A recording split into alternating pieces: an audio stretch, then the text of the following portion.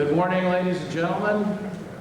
My name is Chet Lassell of the class of '58, Director of Alumni Relations, and it's a great pleasure for me to welcome you to another homecoming weekend.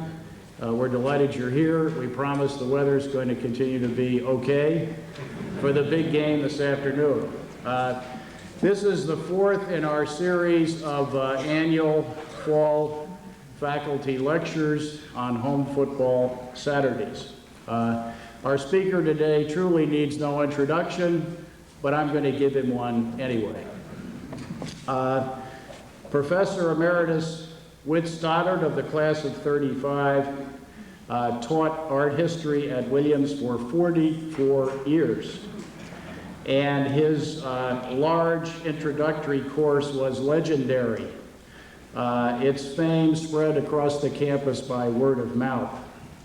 And with Lane Faison and William Pearson, Whit became known as one of the so-called Holy Trinity at this institution. As I'm sure many of you know,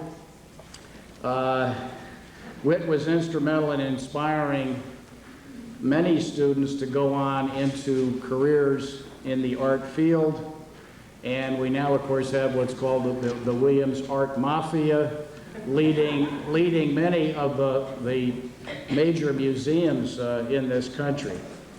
But also, there were many, many other students who probably had no intention of going into art, but who learned about the wonders of art from Whit.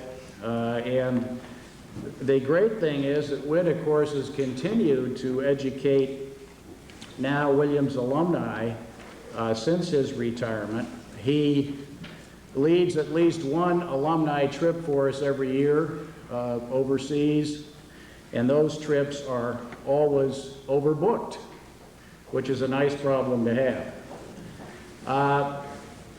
Just to give you an example of the influence that Whit had on some of the students here, the famous Bill Bennett, class of '65, former education secretary and drug czar, was quoted as saying, he was talking about the distribution requirement when he was here as a student, which included art. He said, "There we came, Philistines, cynics, the bored, the restless, and Whit put out the lights and civilized us."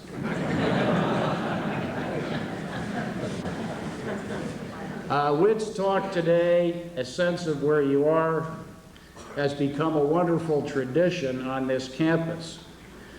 He gives the talk each year, first to incoming first-year students in September, and then again to seniors in May.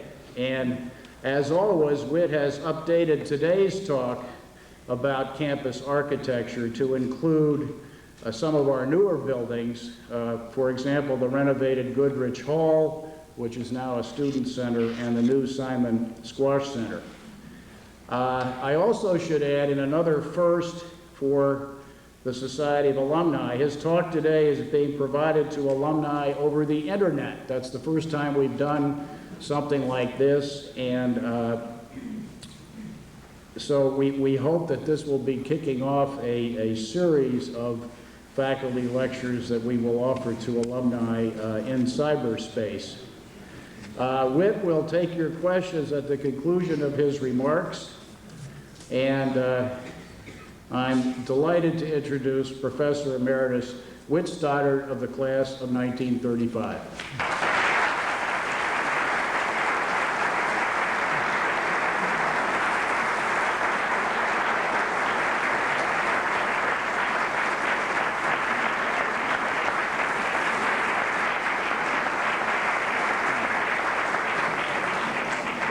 Thank you, Chet, very much for those kind words.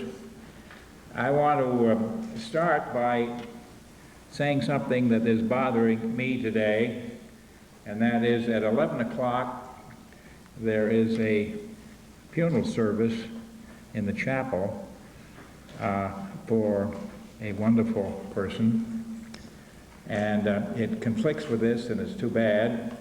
And so if anybody want to leave to go and hear that service at 11, I will not be embarrassed. As a matter of fact, I won't be embarrassed if anybody leaves at any time to go anywhere to do anything. I never have quite figured that you necessarily have to stay and hear a whole operation. But Jack Sabacool was an extraordinary teacher and a friend and a colleague, and I'm sorry I can't be there, but I can't be in two places. Okay. We're going to run through a selection of Williams buildings and then answer some questions from the floor and from cyberspace. Now, I'm frank to admit that I know nothing about how this works.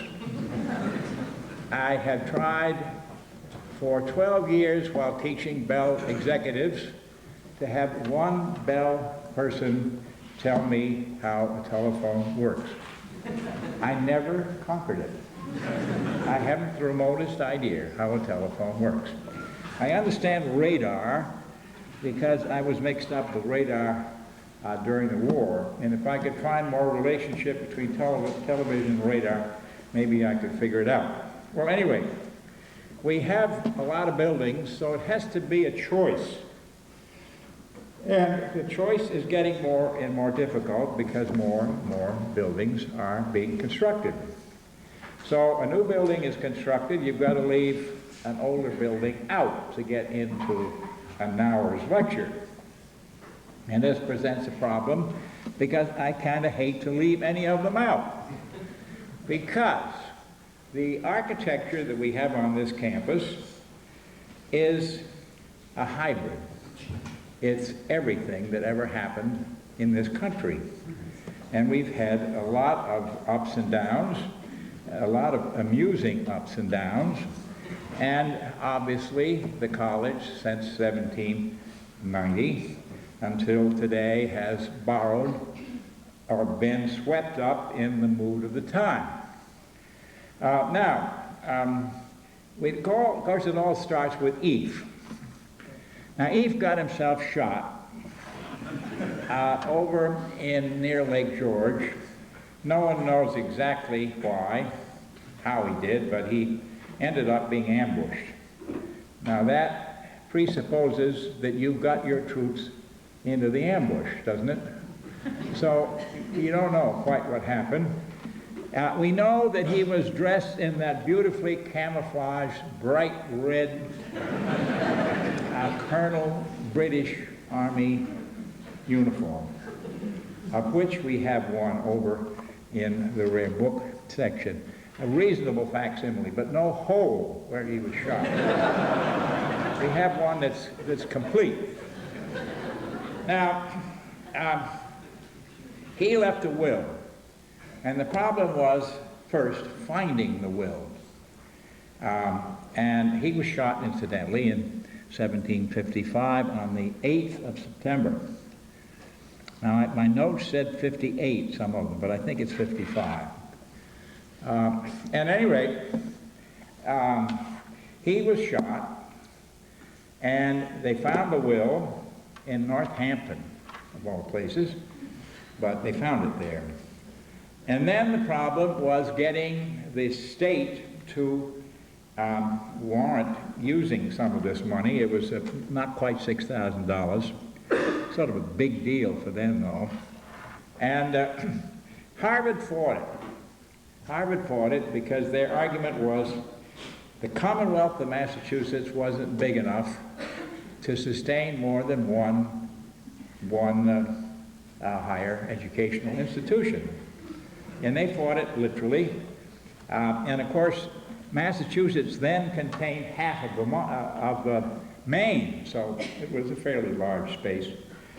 But at any rate, finally, a group called the Trustees of the Donation of Ephraim Williams took over, and in the 1780s began to plan, first for a school, but then their ideas changed, and the school grew into a college, as the song goes. Renowned for free trade and baseball. That's the way the song goes. I won't sing it to you. Anyway, they got going, and they decided to do a free school, and then the school became a college in the years 1790 to 93.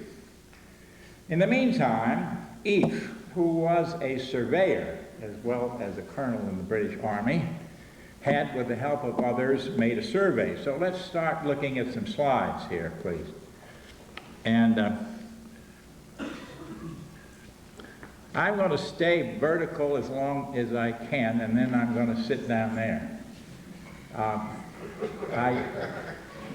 I fell over on the back of my head off the president's stoop a week ago Friday, and I have been in the Pittsfield Hospital. So there's a little bit of a problem. Not anything that isn't solvable. Okay.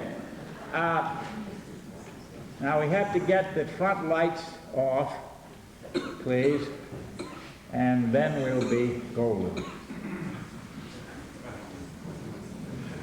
Yeah. Take those front lights way down, please. Or off. I don't need them. Good, look at that. 20th century is kind of wonderful century. Now let's move these projectors over a little bit. Over towards the middle. There we go. There we are. Now, this is supposedly made by Eve. And it was made in the 1740s, and then sites were sold starting in 1751. Now, it's quite wonderful. Still, can't we turn these damn lights off up here?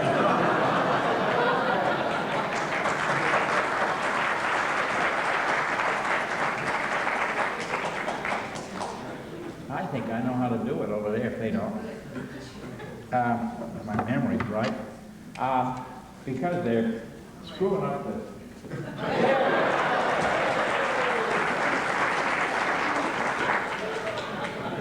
Now, it's of interest to look at this because that is Williamstown today. Main Street this way, the middle is north and south. Here's North Street in here, South Street here. And here is Hemlock Brook over beyond the Williams Inn. Down the thing. It's 2.3 miles from here down to there. Now, Eve was no jerk. He went and bought the two sites that had the river, the Hemlock, going through it right there, down to the bottom beyond the Williams Inn. Well, the thing that's of interest with this money, and they incidentally got some added to it by getting permission in 1788 to have a lottery. I won't quote the exact figures, but I can kind of give you a breakdown. The goal was to raise $4,000. They raised $53,000, but they had prizes of $450,000 and expenses of a whole lot of money. So they didn't get the $4,000. They got $3,100. Now, if the college had continued raising money that way, we'd be in trouble. We wouldn't be doing this today. We'd be passing the hat. Well, at any rate, the first building you see on the right is built right in the middle of this right-of-way, which is 250 feet wide. And there you see west, looking at it from the west. And over on the right side would be the geology building, and over on the west side would be the president's house. So it was in the middle of the right-of-way, so naturally they had the sidewalk going right through the middle of the building. That was the only way you could sort of integrate it with the town. It stayed in the middle of the building until after the middle of the 19th century. So if you were going to Spring Street, you walk right through the middle of it, down those stairs, the ones that now read Climb High and all that jazz, and there you are down Spring Street. Okay, the next, please. Now, this first building is quite extraordinary. Let me just tell you what went on in it. In this part over on the left here, 2 floors were one room with a balcony that served as church, meeting house, large classroom, and dining room. Over on the right side was the president's quarters. This went up 2 floors, and then these were rooms for students and faculty. And there was one guy who had charge of the bell, who was up here, and there was a wonderful library in it, one room, and it describes that the librarian could stand in the middle of the room and reach all the books. In other words, we were off to a big learning experience. Now, the thing that intrigues me about this is that this is an extraordinarily subtle building. And I call attention to the fact that the painting down at the log by Williams alumnus, who was a nice guy, pretty good painter, misses the subtleties of this. This is a very subtle building. Don't look at the right one yet, just look at the left one. The thing that's of interest to me is that there is more space between the outer 2 set of windows than the middle. There's 5 in the middle and outer ones of 2 each. Why that subtlety? Had nothing to do with the inside. Second, the string courses, as they go up, there's a line, a brick stick out. They get closer and closer to the top floor. Very subtle. Now, the trouble with now is that the building is covered with ivy. And I have been running a campaign to get that goddamn ivy off the building. And I get letters from everybody, high and minor. But it seems that it is an ivy that isn't supposed to hurt the brick. But all I can say is it's got suction cups on it, and it's got trunks that are about 2 inches thick of the ivy hanging off of it. Who's fooling whom? Those bricks are the only thing left of the old building. Nothing in the inside. It burned in 1951. At any rate, I'd like to see that. What has ivy necessarily got to do with education? Any more than elm trees. Now, the elm trees got old and tired and died. Okay, you plant something that's not an elm. Although they planted some elms, because they got a new variant that won't have the elm disease. Well, anyway, I find it a very subtle building, and this door, it's the 3rd door that's been on it, has nothing to do with the original door at all. It's Perry, Shaw, and Hepburn did the refurbishing of it in 1951. Well, they mistook Williamsburg, which they designed for the Rockefellers, with Williamstown. There's no connection whatsoever. We're sticks. We're in the country. That is much too fancy a door for this building. Okay, I think it has something to do with the buildings in Yale. Now, why? Well, almost all those trustees of the donation, and then a lot of them became trustees of the college, all went to Yale. I thought of them as being farmers down from Great Barrington. They may have been farmers, but they had a degree, a BA degree from Yale. Maybe in farming, I don't know. But at any rate, it seems to me that what is missing here is a door here and a door here, and not a door in the middle. And that's what you get over there in Connecticut, which is built in the 1770s and is the only one that still exists in part from the original line of brick buildings that they had. But at any rate, it seems to me there's a possibility that, see, the connection geographically was closer to New Haven. You got to go over the two ranges of mountains to get to Boston. And all you got to do is get over one from here and float down the Connecticut River in a canoe, and you get to New Haven. Well, all right, the next, please. So I think it's got something to do. Now, the second building that we built was east. Now, the plan, the trustees said at the beginning, you got to build on one of two eminences. Now, these are mild eminences, mild, just little hills, west and east. And that's what they did. They built on west originally. You can see that. That's a lithograph of about 1830. So it's got Griffin in it. But leave Griffin out for a moment.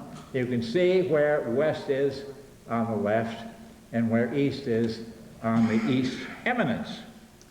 And here is a drawing, the oldest drawing of the campus, that was found in the library at Trinity, and they gave it to the college very nicely. And it shows a view from west looking east. You're in west and you see east, which was a big building, not the east you know. A big building right there. And of course, Griffin hasn't been built. So there wasn't really any plan. In other words, these trustees didn't come up here and say, now look, we gotta have a quadrangle, we gotta do this, we gotta do that. They just said, well, we got two hills, let's build on top of them.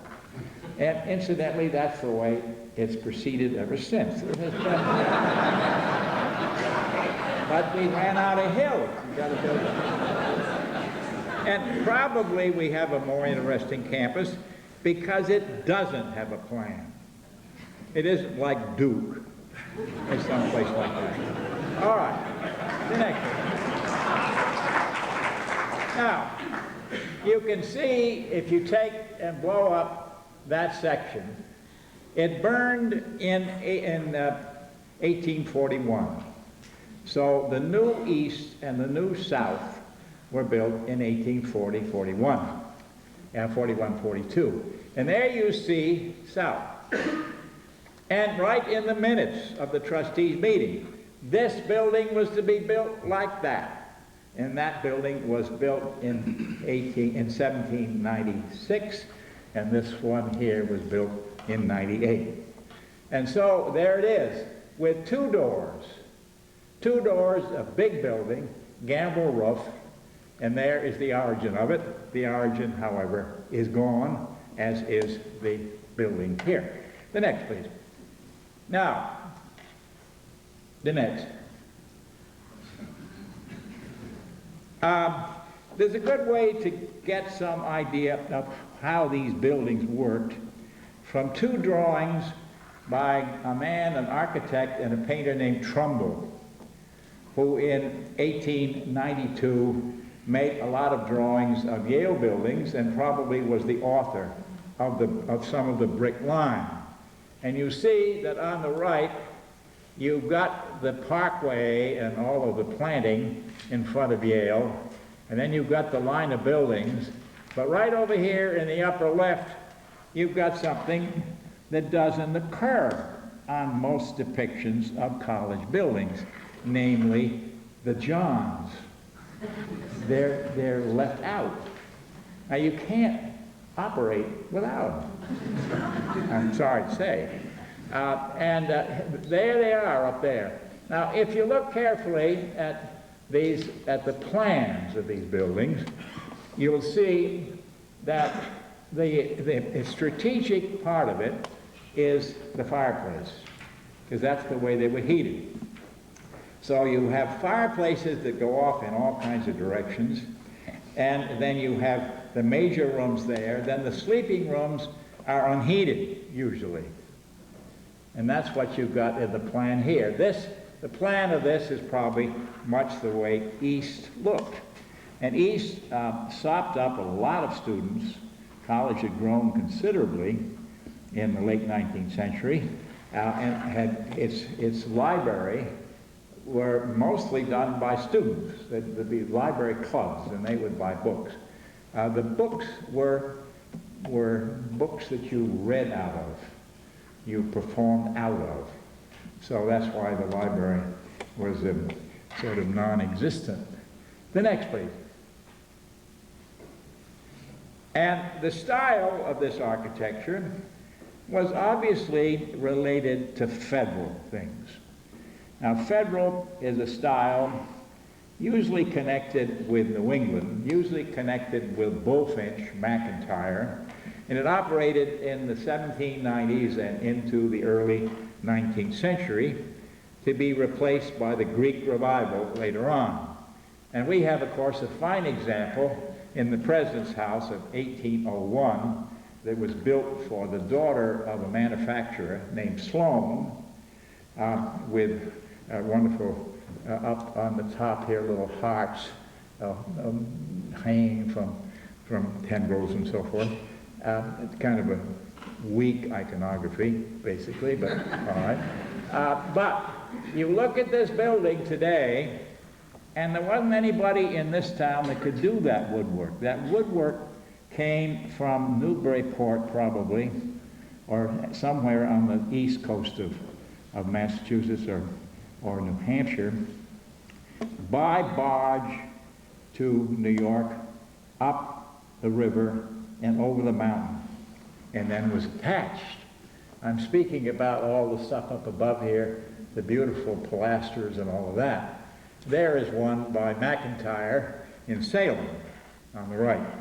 So we start off with a vague classicism that when you build a college building with limited funds, the classicism basically gets drained out, and it's only the door that has any of it left. And if the doors keep getting changed, as they were in West College, the doors have all been changed 3 times, at least, then, of course, you're far away from the original. The next, please. Now, this guy was extraordinary. This is Mr. Fitch. No, what am I thinking about? Not Fitch. Griffin. This is Mr. Griffin on the left. Now, he saved the college because the college had a lot of trouble.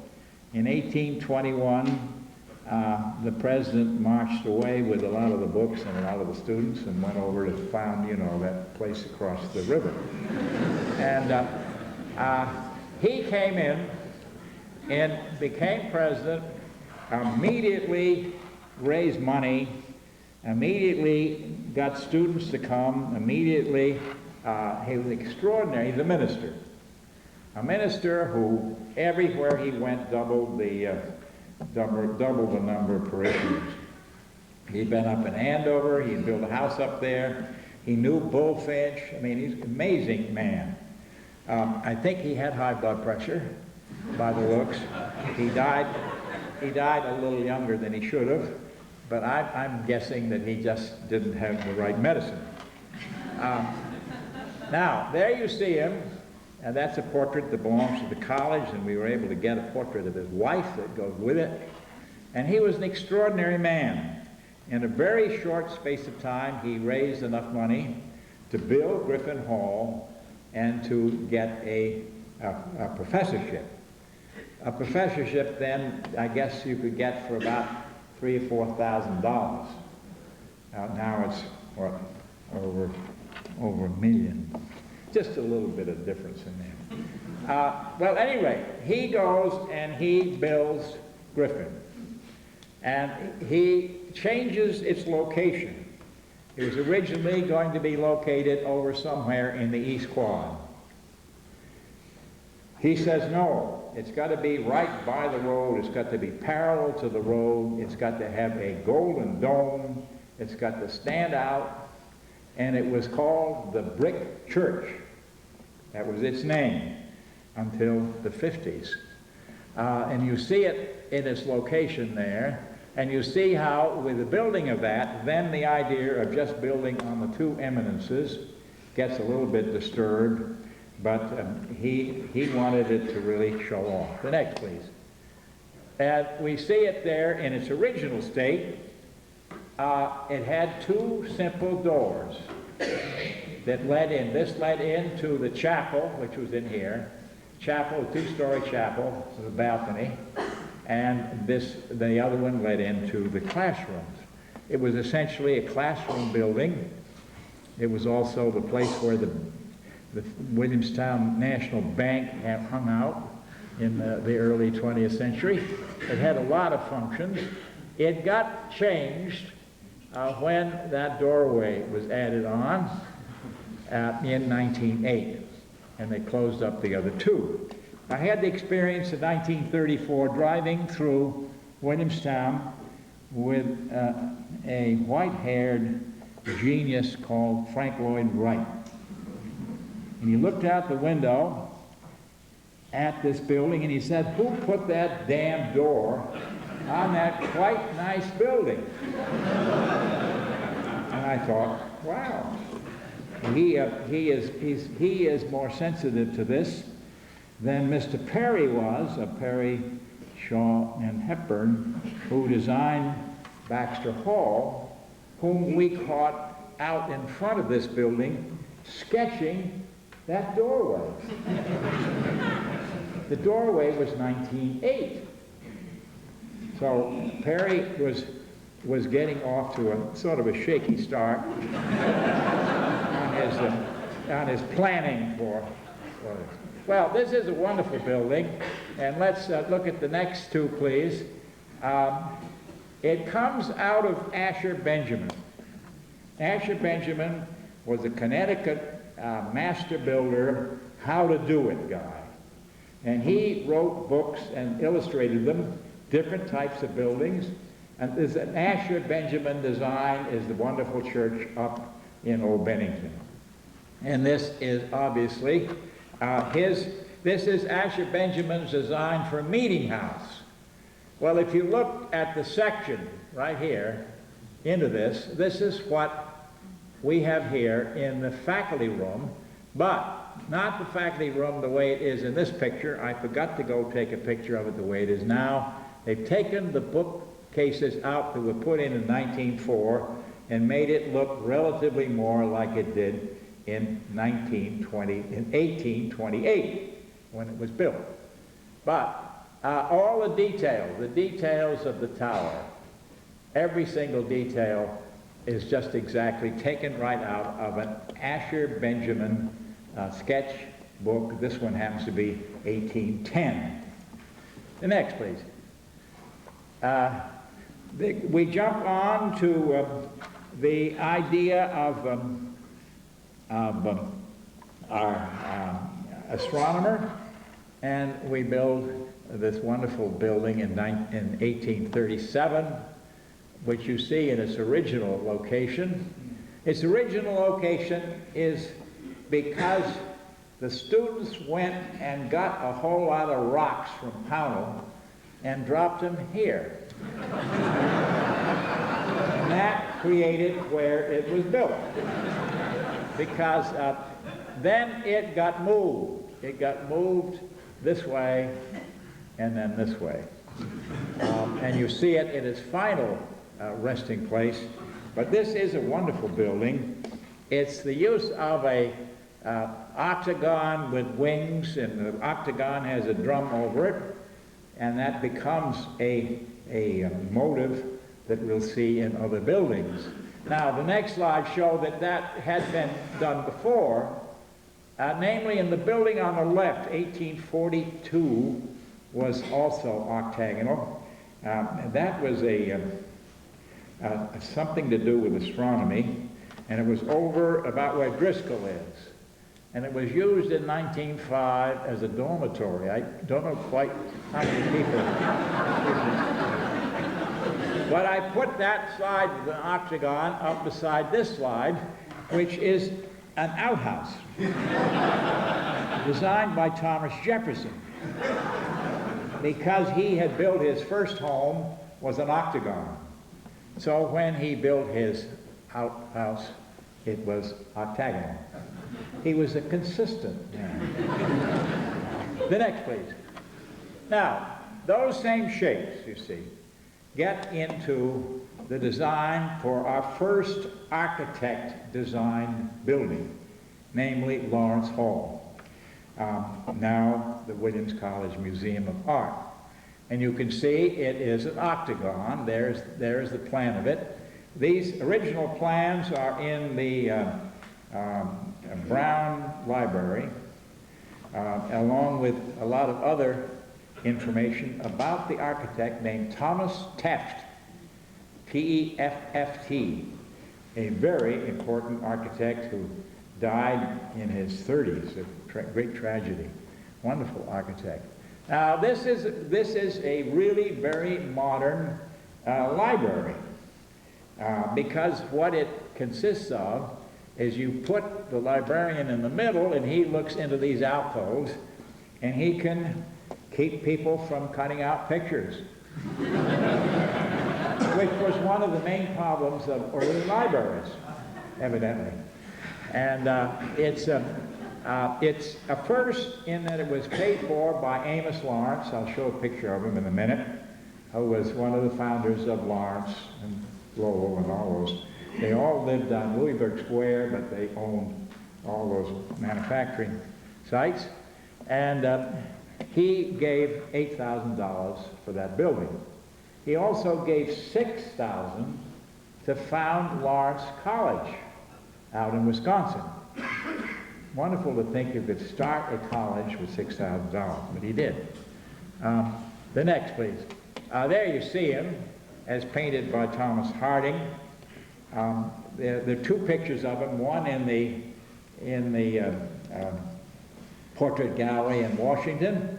That's a copy by Harding of this picture that is in the College Art Museum.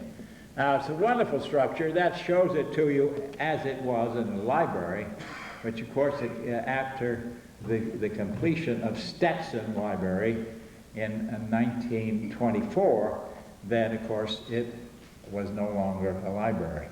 But it could house, Mark Hopkins figured this out, it could house up to 35,000 copies. And Mark Hopkins, who was behind this, and a great buddy of Amos Lawrence, and a great buddy of the librarian at Brown, they figured between the four of them, or was the three of them, that would be big enough. That was all we needed to run Williams College, forever, 35,000. I wouldn't be surprised if we buy that many a year. I don't know. But anyway, it's a wonderful kind of Greek revival building. It's more Greek than anything else on the inside, and it's now been put back to its, as near as possible to its original. It has a lot of the paintings that belong to the college in it. It's used for receptions, and they thought that they better save the paintings from getting any food or on them, so they put glass over it. So now you can't see anything but yourself. I have been trying now for 2 years to get the glass off the paintings. I'd rather go and pay for an extra guard when they have an opening. I said I would have. Take the damn glass off. Okay, but they're overprotected, you see. The next, please. Now, this is the way the campus looked and the way the town looked in the middle of the 19th century. You had east, you had south, and you had Lawrence. And you had a Spring Street filled with Greek Revival houses, and you have another painting. These pictures were given to college by a graduate of Williams in 48 or 7. And it's a fascinating picture because it shows all kinds of things. It shows, of course, Griffin is there. And if you look carefully, I don't know whether you can see that, and I'm not sure I can from here. It's got a spire down here. Well, that was a Greek Revival church that became a kind of, well, where we voted, it was a vaudeville stage. And I wanted to save it, but it was torn down. I wanted to get it moved to Weston Field, because it would be the only opera house that ever appeared on any campus athletic facility. And it could have been used for receptions, and it could have had decent Johns built around it. I mean, aren't we getting beyond the stage of those Johns? Bud Dodge, class of 24, gave those if he could be the first to use them. Now I think another generation's come along. We ought to start all over again and build a nice structure there. Well, that's neither here nor there. There's a factory in here. It was mostly farming, cheese, and terrific 60,000 sheep in the valley, in the middle. So notice here that the fields go way up higher than they do now. And of course, Spring Street was little houses. But this gives you, and that's the view the other way. And incidentally, down at the end, you'll see the Congo Church. And that Congo Church was an early 19th century church, and it's right out of Asher Benjamin. The next, please. I show you this because I'll end up with this building. This is a new chapel to replace the brick church, Goodrich. And there you see it in all its original splendor with its spire. The spire is now gone. This is a man named Gervais Wheeler. We're beginning to get name architects now. We had Teft for Lawrence. And he works in Gothic, and this is a lovely little Gothic, and there you see the interior of it. And it remained the chapel until 1904, when the Thompson Memorial was built. Okay, the next, please. We'll come back to that. Gothic. Then we had, in the second half of the 19th century, we had a lot of wonderful horrors. And some of them have been preserved. You'd be surprised what that one is. Anybody got any idea? It exists today. Dodd House. I heard it from somebody. That's Dodd House. That's Dodd House when it was Swisser. But it had more chalet in it. Now, this is 81 and is the Field Observatory. And you see, we're getting into specialized stuff. This is Italian, North Italian Renaissance revival. Not Tuscan, not Roman, North Italian. And it is made entirely out of cast iron. Everything you see there is cast iron. All the capitals, absolutely everything is cast iron. The problem was, out near the golf course, they tore it down. Why the hell didn't it just get left? I mean, you know, wasn't bothering anybody. It didn't work because it rattled. They couldn't make any calculations. If the wind was blowing, it made too much noise. So And if you can imagine casting, all these Corinthian-type capitals and pilasters were cast in forms out of cast iron. In other words, we're flexing our technological muscles, but maybe not our sense. Okay, the next. Then you have, of course, the center core. Once you have built the chapel in 1857 and used this local dolomite stone from up in Pownell, then when you hire the brothers, what's their name? Well, anyway. Katie. Huh? Josiah Katie. Yeah, well, anyway, I didn't hear what he said. When they did the gym in 86. Now, the gym built in 86 was built about 3 years before basketball was invented. So, as you see it on the right, this is before 1938 when they raised the roof of it, or 28 it was. And so we won all our games because our team knew where those posts were.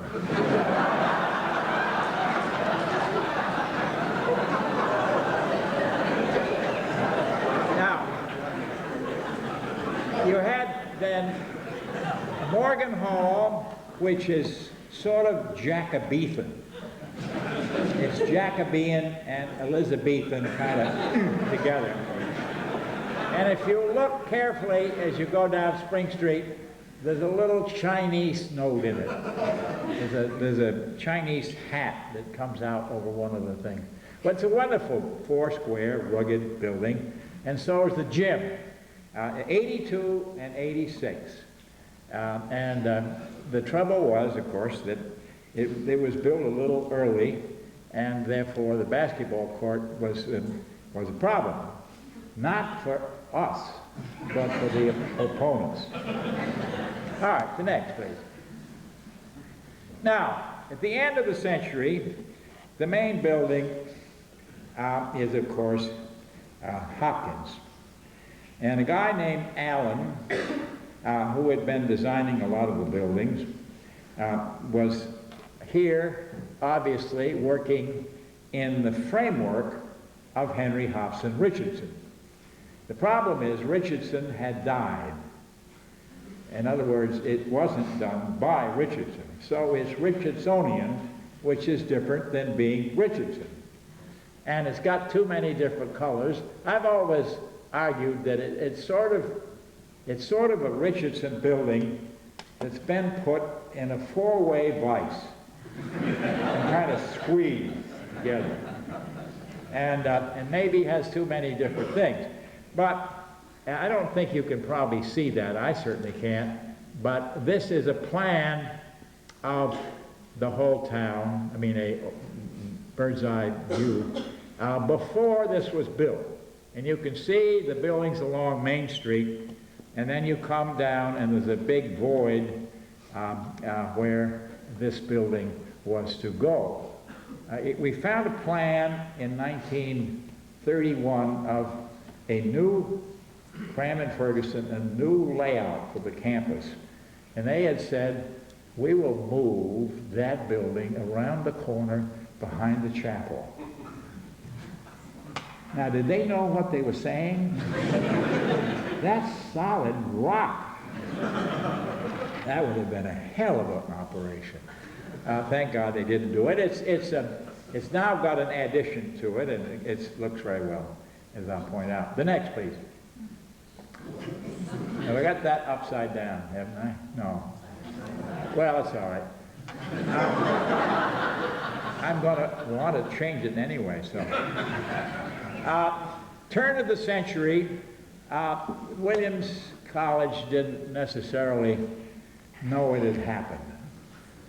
In other words, there was no Sullivan around, or no Frank Lloyd Wright, or anybody like that. So when we built the chapel in 1904, it was the usual idea of a young architect, in this case named Collins, who owned a lot of books or had access to a lot of books, sort of adding up things from here and there, mostly from a church in Wells, not the cathedral, another church in Wells. And I've always thought it almost would work better if the tower would lie down and the church would stand up. Not quite. It really isn't as good a building as the one across the street,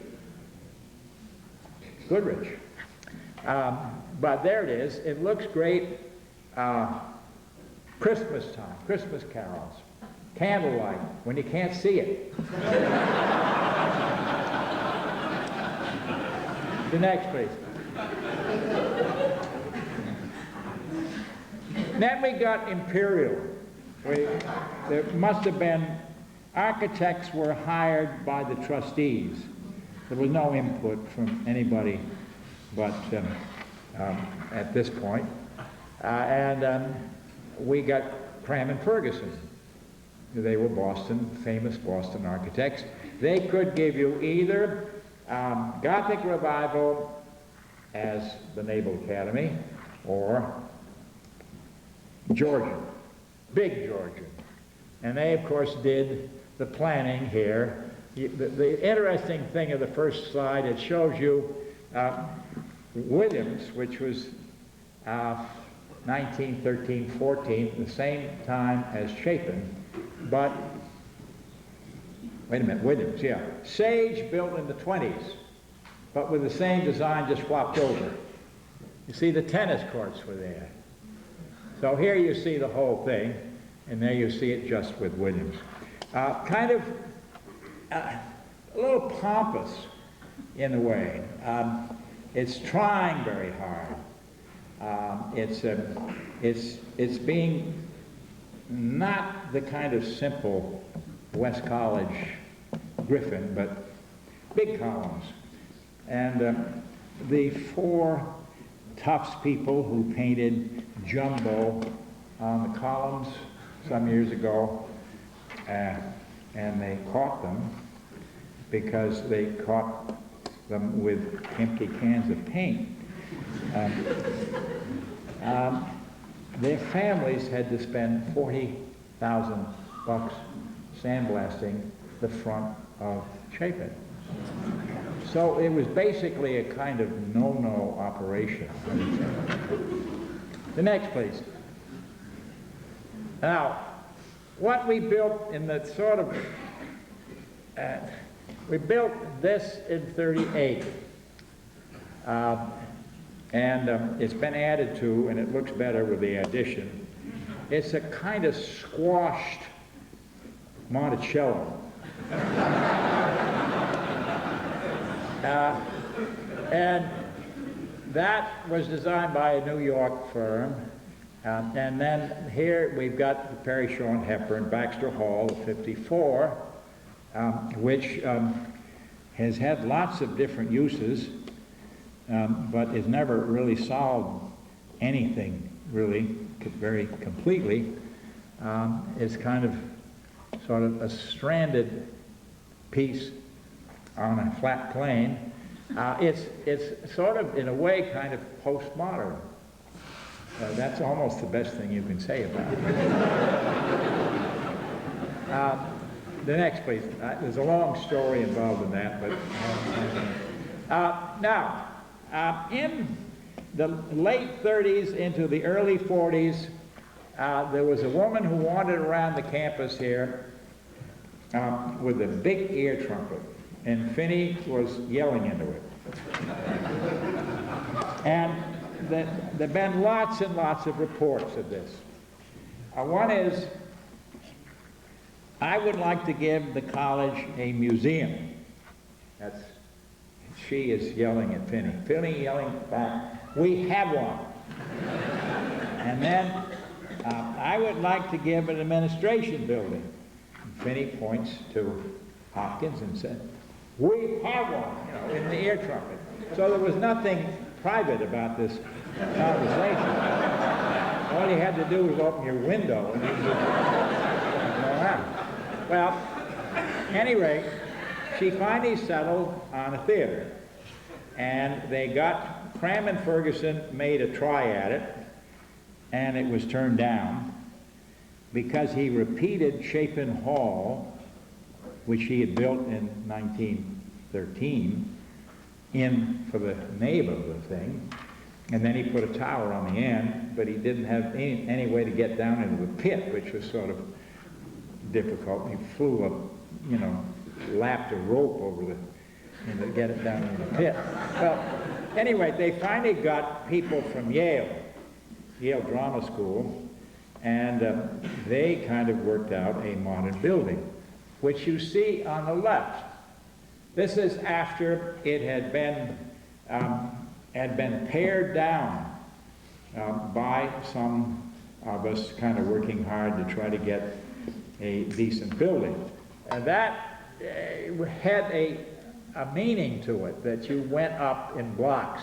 This is to this, this is to this. Well, during the summer, we left thinking that was what was going to be built. We came home and found on the right. And they put stripes all over it. Stripes making the tall woman look short. It doesn't work. It doesn't work. You add up the stripes. But the inside of it is completely modern. It's a totally schizophrenic building with the outside saying practically nothing about the inside. But there it is. It's a very workable theater. And the Williams Summer Theater loves it. Next, please. That was 41. Incidentally, built at a cost of $300,000. Athletics got left behind in a lot of this, and took some time to get going. The hockey rink was a wonderful instance of building first a rink, like you see here, artificial ice, but the coal pile was over here. So if there was a southwest wind, southeast wind, the coal dust got on the ice, and all of a sudden you looked at the game and everybody was flat on their fences. And they had to blow a whistle, sharpen everybody's skates, clean off the ice, start up again. Well, after you'd gone and watched that happen 2 or 3 times, you became somewhat bored. But it finally got a cover on it. It got a cover without ends. And then it was a wind tunnel.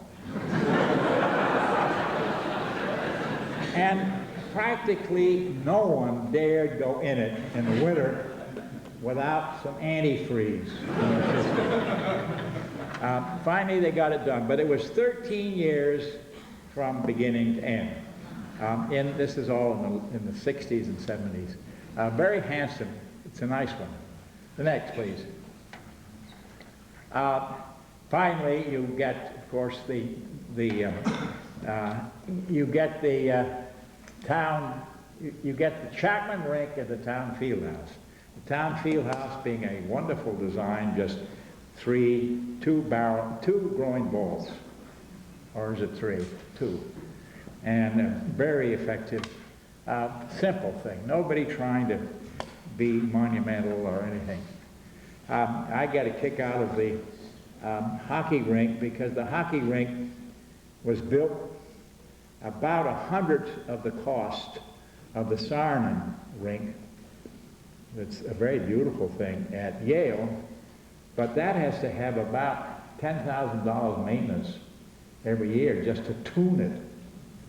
Tune the rink. T-U-N-E. But Griswold liked to skate, so that's why you get that. The great builder, of course, was Jack Sawyer, and here you see him with Gropius, who's getting an honorary degree. And the next, please, the buildings that came out of the Sawyer administration were, of course, the Greylock buildings of the 60s, middle 60s, that I think are extremely well designed and very handsome in their site. We turned the corner a little bit, and the trustees weren't calling all the shots.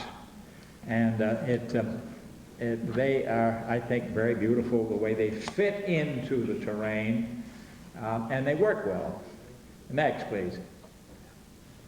And the same is true of Bronfman.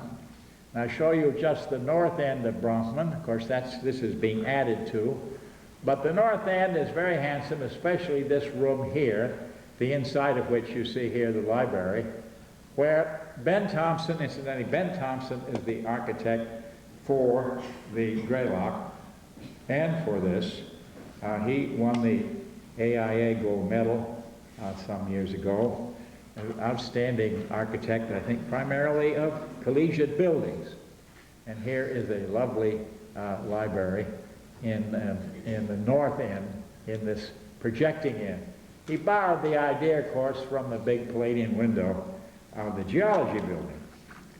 The next, please. We're in freewheeling now, and the next Sawyer building was the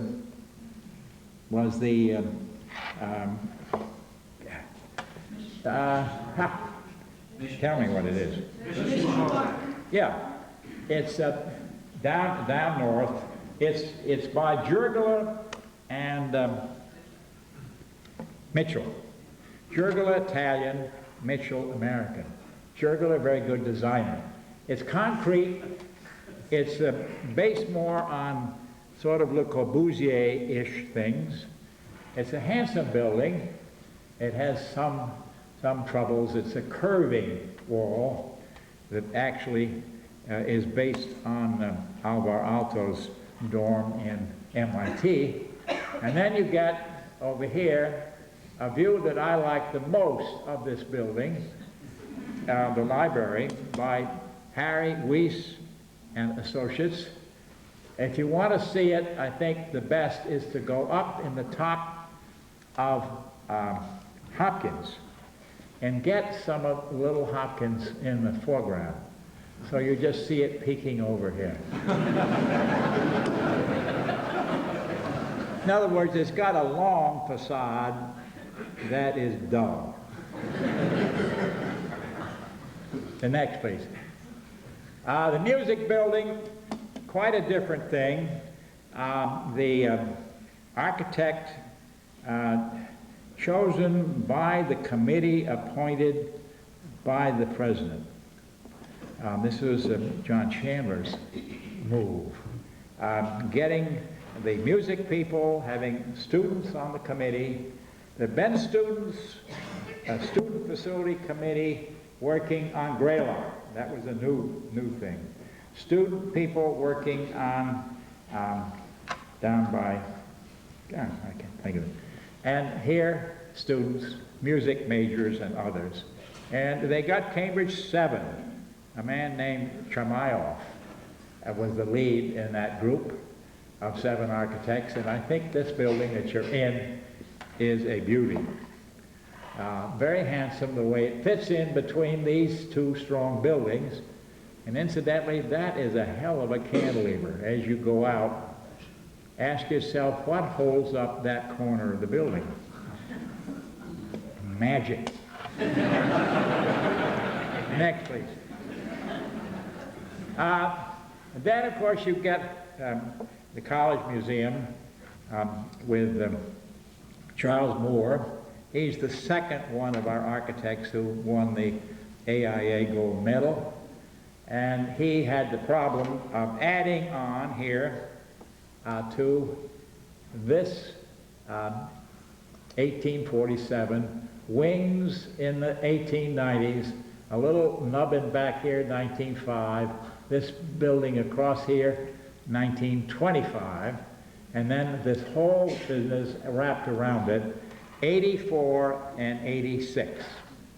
And I find it an absolutely glorious spaces, different spaces, different shapes, and it works extremely well as a museum, although we had to cut it down tremendously to get it under the budget.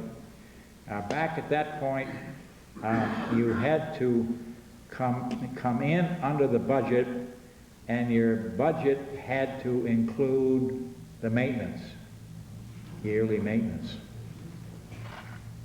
The next, please. Wonderful spaces. Three connecting links across it.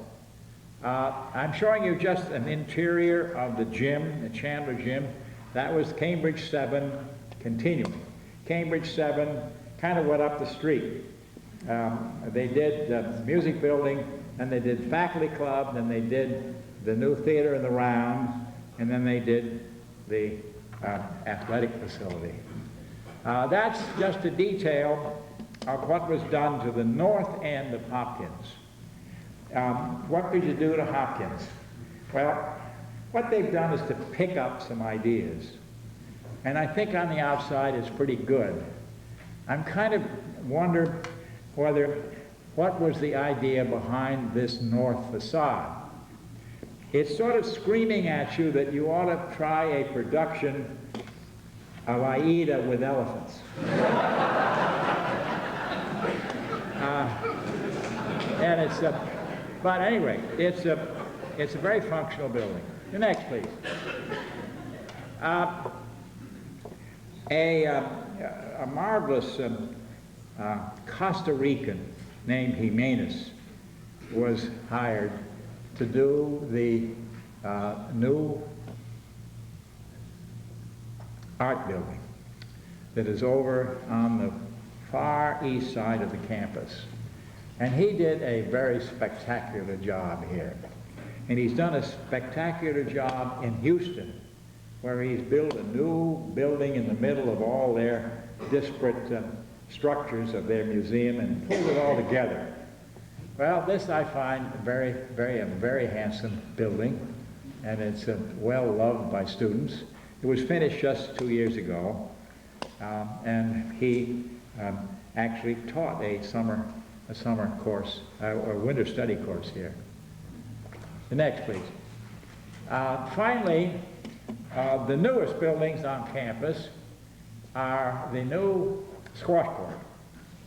I don't know whether you know that in their wisdom, the International Squash Association, I think headed by people in London, decided to add 2 feet to every court.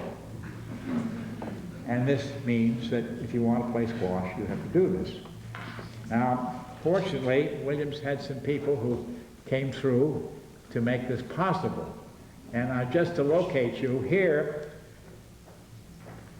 is the edge of the museum. This is the wonderful detail of a capital that's not holding anything up.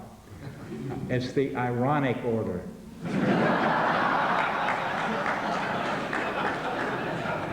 And then you have here the entrance to this wonderful structure, a wonderful building. And you come down a wonderful set of steps from Goodrich all the way down here, down to the lower terrace, getting into the gym. And here is this wonderful little gym there. It's a lovely structure. And the next, please. One of those looks upside down. That's all right. The left-hand one is upside down. This is what happened to Goodrich. Now, Goodrich has been turned into a facility that is run entirely by students. The whole thing. When it opens, when it closes, everything. And it's got in it spaces to lock up all student activities, and they can then pull their stuff out and use the rooms to have their meetings. So it's student activities room. It's got a stage here that's got absolutely every conceivable kind of thing for it. And they've already produced a cappella stuff and plays and everything. And it's just old Goodrich. You remember it when Schumann and Lerner used to lecture in it. You had a fake roof over your head. Well, that roof is gone. And the thing didn't fall down when they took that roof out. That's the main thing. And and how many places have a snack bar, no big deal for food, snack bar, with a stained glass window over it. They do. The Tenney window in honor of old Judge Tenney. Well, here it is, and it's open 24 hours a day, and evidently is open just this fall, and evidently working extremely well. So I think I'll quit there and try to answer questions.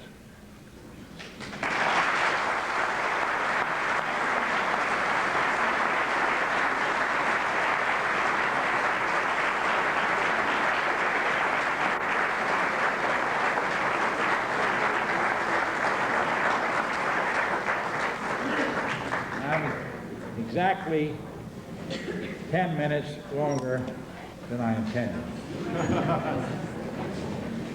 Questions? Yes. I understand Mission Park initially was designed to be brick. Is that true? The question is, was Mission Park originally designed to be brick? No. It was always designed to be built with a concrete veneer, precast, actually precast in Canada.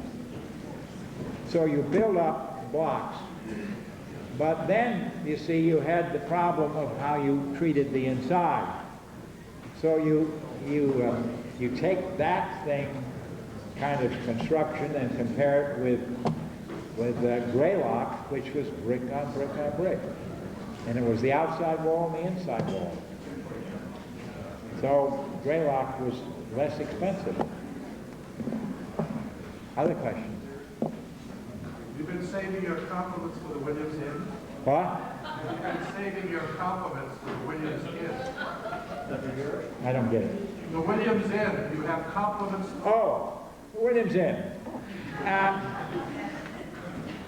That was designed by an architect who had made his living designing bowling alleys. No, that's true. That's true. It was really pretty bad.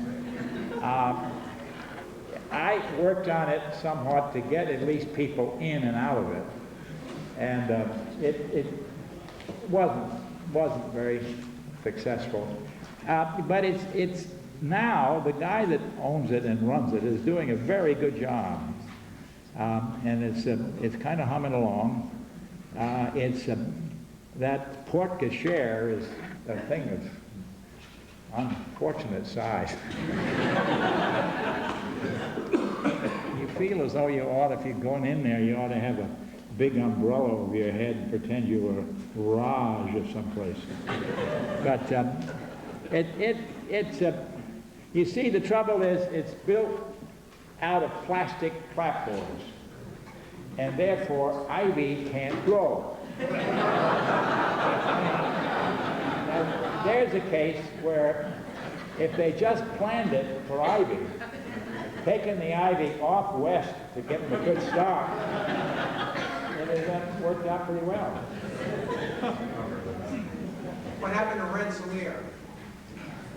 Oh, well, the stone part of it was bought by a dentist in Van Rensselaer. Now let me go back to the beginning of that story. Originally, it was a brick Georgian house. Then, in the middle of the 19th century, Renwick, good architect, kind of added a whole lot of stonework and changed it all around. That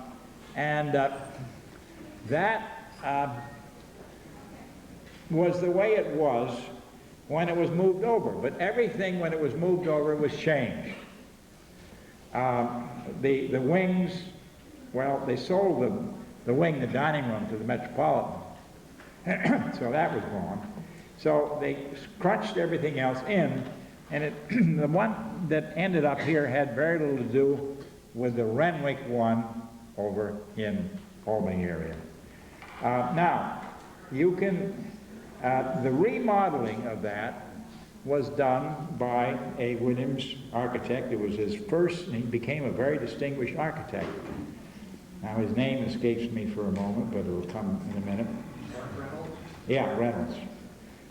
And it was his first work, bring that over. So it's an early work of a guy that goes on to be quite important. So Ada Louise Huxtable took off on Williams College for having let that get destroyed. I would argue that it was really a shadow of its former self. In other words, it had nothing to do with the original building and nothing to do with the Renwick building, and a lot to do with nostalgic history here. So then you've got to make a decision. What do you do? Well, they tore it down. Now, I have some written things here. Now, these are coming from all over heck, I guess.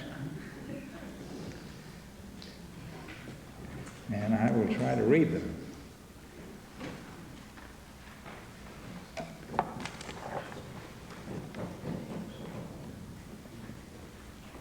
You've got to help me read some of them. Your feelings on... What are your feelings on the colossal Science Quad additions? Well, I haven't seen the concept is all that I know anything about. And it seems to me it's a good concept. You had libraries in every single science. Now those are being put into a building in the middle of an open space and made into something important. And so there's going to be an inner space that you walk into. They're saving all the spaces that they already have, and they're updating this with the addition. Now, it appears when you're down below it on Latham Street to be pretty monumental. And I don't know how it's going to look like. I think from the east, looking up the stairs there, it looks all right. I haven't seen the new entrance that goes in between the chemistry and the physics building. Will be your main entrance into it. But it's a difficult problem. I mean, you know, Dagmar Brubrisky said, well, why don't you move it out to Mount Hope? Well, that's a great idea, but how do you get people out to Mount Hope and back? You know, you can't. It's and the sciences are booming like mad. I mean, there's a big increase in science. Part of it caused by making more science required, but a lot of it because of people interested. So I think it may end up a little dull. It may end up a little dull. But I don't think that's awful. It would be awful if they tried to make something, you know, crazy out of it. All right, there's that one. Now,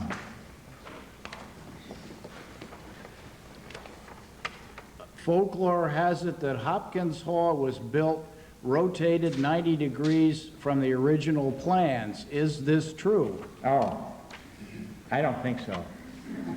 I don't think so. Hopkins, the only thing that I suggested about Hopkins was years ago in a faculty meeting that it didn't iconographically express what went on in its interior. In other words, you had the presidential bulge on the corner. And that was pretty good because you had Finney and you had the treasurer of the college, and then up on the top floor you had a statue of the Winged Victory. So you had Finney, treasurer, victory. Now, the other corner, the southeast corner, was just a right angles. That's where the provost was, and the dean of the college. I mean, sinister people with a lot of power. And so I suggested that they build a tower there.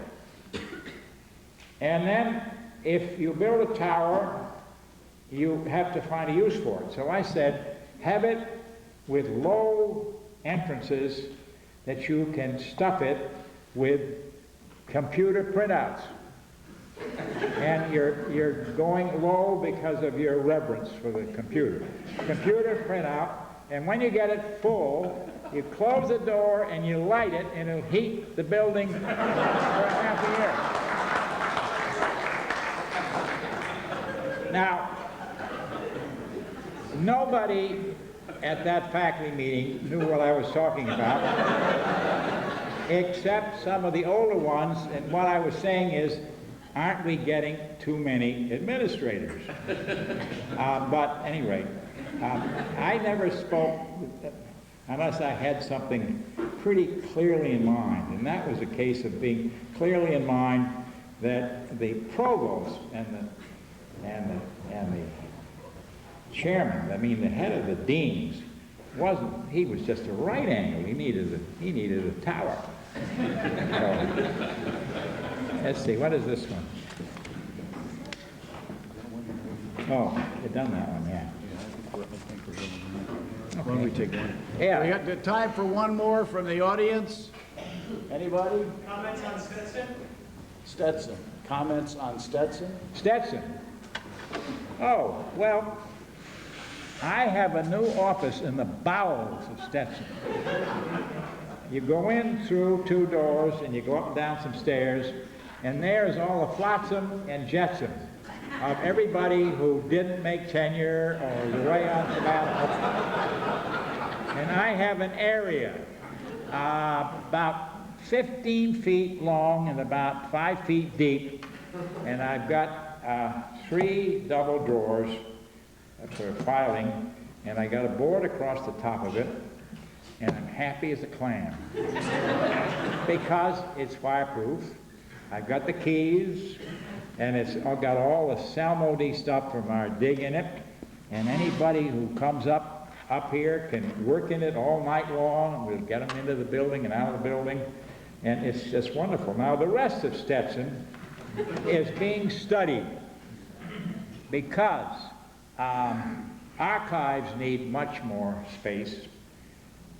And you have that whole big front hall, and you have that big front room there on the left.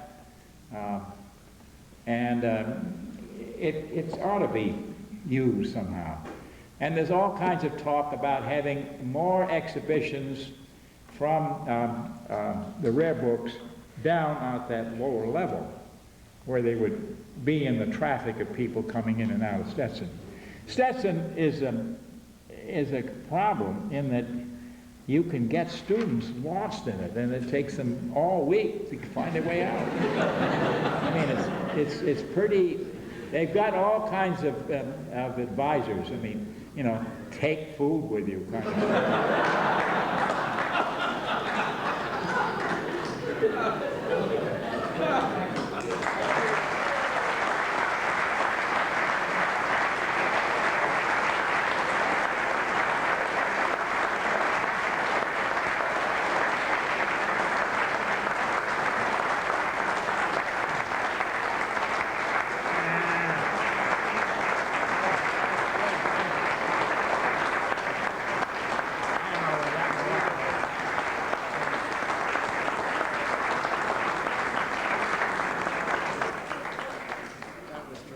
That worked out very well. Some of the